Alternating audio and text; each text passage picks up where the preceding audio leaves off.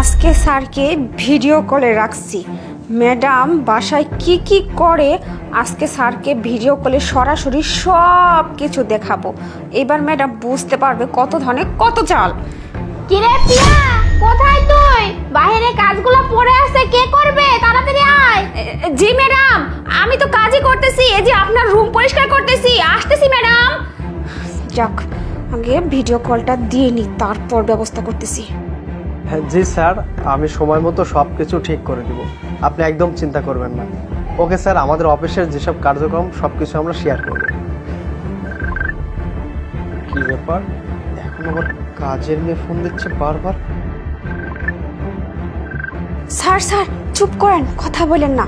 আপনি শুধু দেখতে থাকেন। আপনি অফিসে যাওয়ার পরে ম্যাডাম কাকে যেন বাসায় নিয়ে আসে আর কি কি যেন করতে থাকে, আমি আপনাকে সব দেখাচ্ছি। কি প্রিয়া, তুই আমাকে ভিডিও কল দিছিস? আমি বুঝলাম না। চুপ থাকবো বাসায়?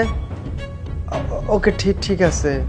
স্যার চুপ চুপ, আপনি কথা বলেন না, শুধু দেখতে থাকেন কি হয়।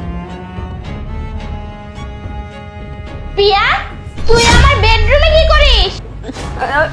ম্যাডাম, ওই আপনার বেডটা অনেক নোংরা হয়েছিল, এই জন্য আমি পরিষ্কার করতেছিলাম ম্যাডাম, আর কিছু না। তোকে আমি কখন ডাকছি আর এখনো তোর কাজ করা হয়নি? তুই কখন থেকে আমার বেডরুমে আসিস? এখানে কি করছিস? বের হ, বাইরে অনেক কাজ আছে, কাজগুলো শেষ কর, যা বলছি।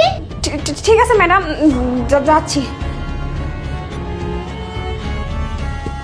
চোদ্দশো। বেবি বসো।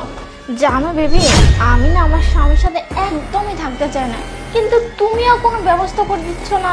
এরকম যদি লুকিয়ে লুকিয়ে আসতে থাকো, যদি একদিন আমার স্বামীর চোখে পড়ো তাহলে কিন্তু খবর হয়ে যাবে। আরে কিছু হবে না, আমি তো আছি, তাই না? তুমি আমাকে সময় দাও, আমি সব কিছু ঠিক করে দেবো।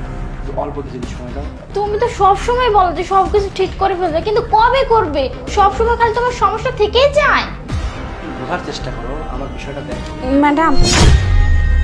কিরে পিয়া, তুই এখানে কেন আসছিস? তোকে বলছি না আমার রুমে আসবি না, কেন আসছিস? বের হ বলছি, বের হ।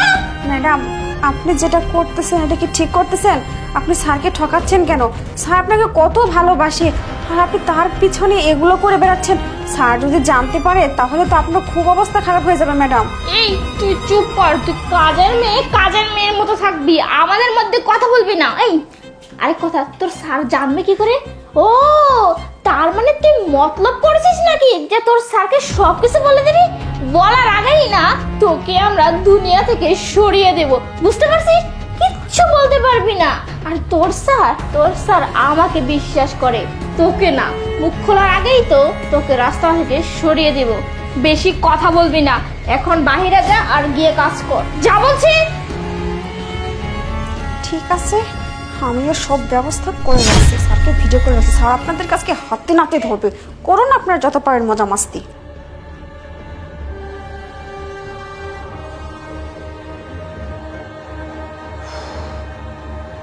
তার মানে আমি অফিসে আসি আর এই সুযোগে শান্তর বয়ফ্রেন্ডকে নিয়ে আসি, নিয়ে এসে আনন্দ করে, তাই না?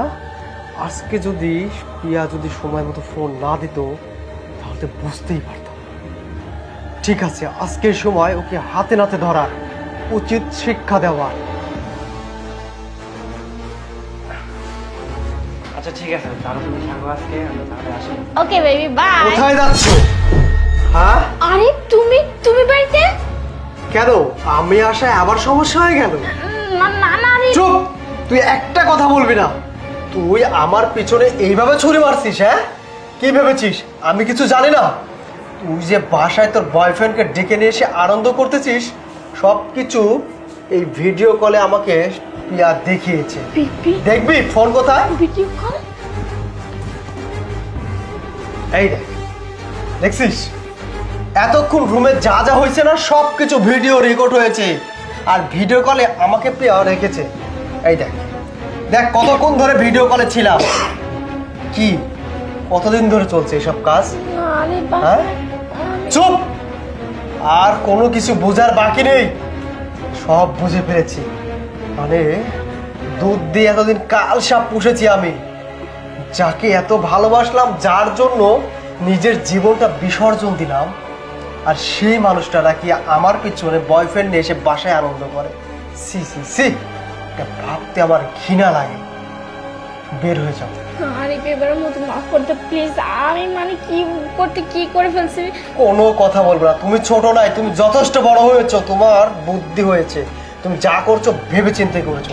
ওই ছেলেটাকে নিয়ে এখন বেরো, না হলে কিন্তু অবস্থা খারাপ হবে। Get out.